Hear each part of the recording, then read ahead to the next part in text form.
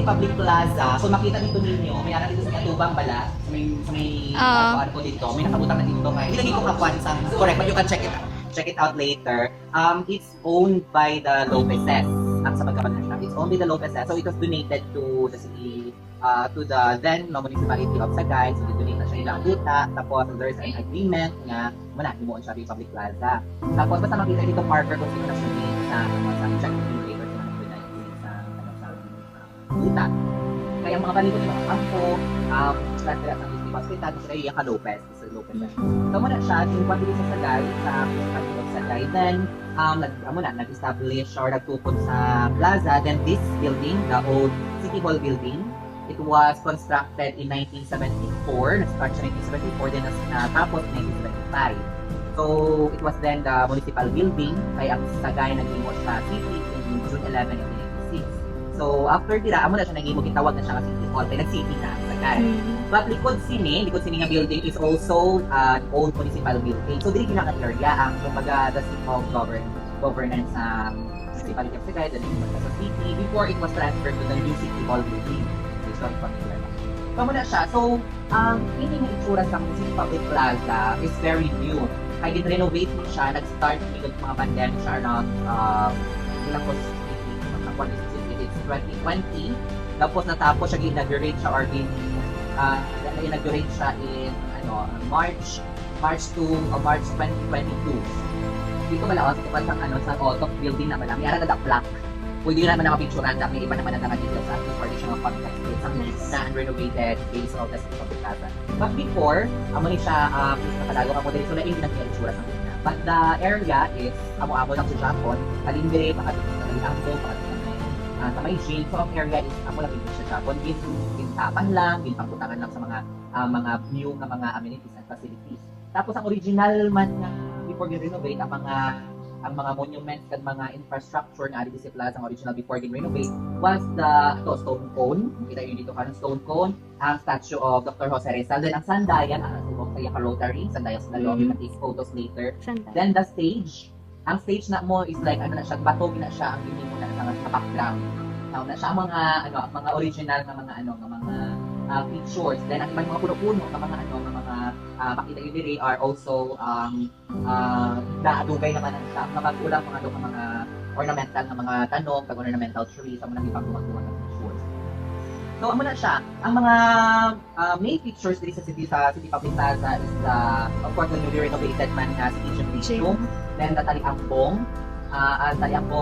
Activity Center, then the Otop building before sa Ligad Lakit, tawag na siya ng Sagay City Showroom and Store Center. Then eventually nag-change siya into Otop Souvenirs. Hindi ko kasi sa Otop Center or 1,000 product of the DT, 1,000 product center. Then is na siya ng fiesta.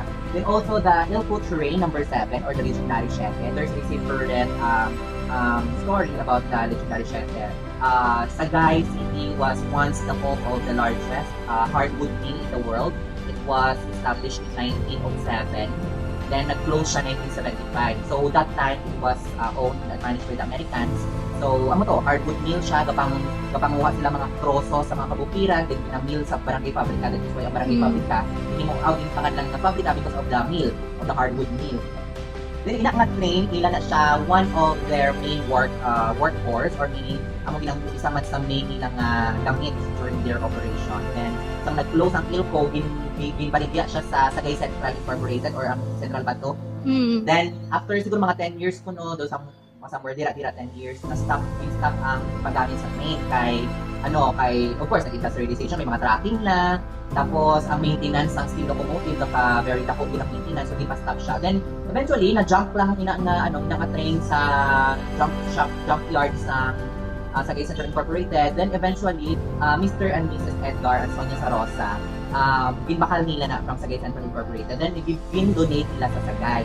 So, somewhere in 1997, bin-display na siya dito sa plaza, ang ilang na-train. So, it's like a monument, existing monument that reminds us Sagay City was once the home of the largest hardwood mill before. So, ang stone cone man, it's a very iconic na marker or monument dito sa Sagay City Public Plaza because kumbaga laka lang kita may mga kusina. hambal, according to the information na nakuha namon, it was copied from ang design ng stone cone, ikopya na siya sa isa ka postcard sa Amerika. So, gin-copy din. But that stone cone symbolizes unity and strength of Sagaynon. So, that is why na siya kumbaga daw, Symbolism. Symbolism niya din sa Sagay City Public Plaza. Then, of course, ang kay Dr. Jose Rizal nga monument, because there are, di lang ko sure kung if it's a republic or law or something, or a decree, nga sa una pa na siya ni hambal nga dapat ang mga public plaza should have a monument. It's either a bust or half of the body or whole body, basta monument ni Dr. Jose Rizal, being him as our national hero. So daw ako na siya ikuha na siya nga sa mga public plaza yung mga amusin na mga monument. So ikuha nyo na lang kung it's either it's a law or it's a decree or something. Big argument out nila. Then of course, arat sa dalog, sandayan yung tarak. Ang ibang way na kayo hindi kung ano na siya, what's the meaning? Or what, ano na siya, ang aamusin na ang style niya, but it's actually isang dial. I don't know if familiar ka mo sa sundial. Ang sundial is an ancient clock. Ano na siya, makita natin kung makapalapit na. Sure. Ay, why siya sinagan sang adlaw. Kung masinagan na siya sang adlaw, ang iyan na bala doga point ka mo sina. O like for example, ako ang sundial, ma-point ka mo sina ang shadow nga ginakas na sang point ka mo sina will tell us time. So, amo na siya ang purpose ng sundial. Kung dumiga mo sa sun. Sa sun. Ang shadow ko ara da. So, may ara na siya time kanina. So, I think ano na siya suko. Hindi siya bimakuha ng kini natagunan sa wali siya sa Sandayan. Sa sun. So, wala siya shadow. So, ara man da, ang isa man dito ka monument dito that ara da ang plaque man sa plaque sang cityhood sa Sagay City, meaning kung saan mo siya na charter na chartered as a city from municipality to city. So dira man ninyo makita ang details ng sa tanong. Then also this narrative, ang ini nga narrative is a centennial tree. Gintanom ni siya sa mga officials sa Sagay City sang 100 years ang Philippine independence. So that is why gitawag siya na centennial tree. So during the 100 years of Philippine independence, gitanom na siya nila na tree. Then ina man nga playground bago man na siya sa una pagit before dira na siya ang lugar sang playground diri sa Sagay. Then eventually nagalaguan na to ang mga hampanganan, mga musina. Then daw natiwangwang na ang area. Then pag renovate sa plaza, dinliwat siya. Dira siya pag-pwesto ang playground.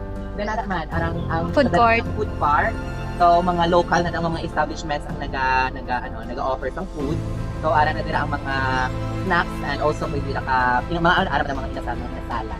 Then of course, the City Hall building, the old City Hall building. So we always refer it as the old City Hall because we have the new building. May ara plaque sa dalong na yun, makita ninyo. Ara na makilit ko. Clean siya. Ara plaque na siya. Makita niyo na kung saan okay. Sige sila mga officials.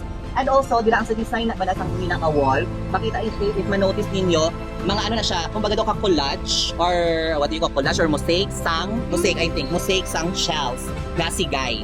Because, di ba ang sagay, ang pangalan sa sigay came from the word, from the shell na sigay. So, hindi mo siya mosaic na shells sa sigay. Para ho, na siya. Bihak na siya ka, may sigay shells na siya. So, karon makita yun na siya. Then, so far, amo man lang ng what about ang fountain niya? Ang fountain bago man na siya. It's musical fountain.